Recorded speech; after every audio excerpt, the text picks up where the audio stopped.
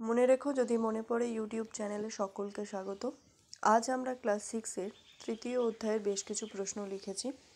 সেখানে প্রশ্নগুলোর উত্তর অবশ্যই তোমরা কমেন্ট সেকশনে জানাবে। খুবই সহজ সহজ প্রশ্ন দেওয়া আছে এবং এগুলো খুবই পরীক্ষার জন্য ইম্পর্টেন্ট। প্রশ্নগুলো হচ্ছে: মেহেরগড় সভ্যতা কে আবিষ্কার করেন? সময়কাল কত? মেহেরগড় সভ্যতা কোন যুগের সভ্যতা? তাম্রপ্রস্তর যুগ কাকে বলে? কার্পাস চাষ প্রথম কোথায় হয়েছিল?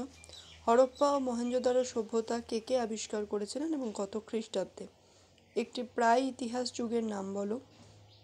সিটাডেল কি? মহেঞ্জোদারোর স্নানাগার, যেটা সম্পূর্ণ পড়ে রাখাই ভালো।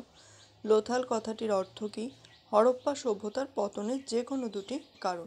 অবশ্যই উত্তরগুলো যেন কমেন্ট সেকশনে লেখা হয়। এরকম ভিডিও পেতে অবশ্যই চ্যানেলটা সাবস্ক্রাইব করবে, লাইক কমেন্ট শেয়ার করবে, জানাবে তোমাদের নিজস্ব মতামত।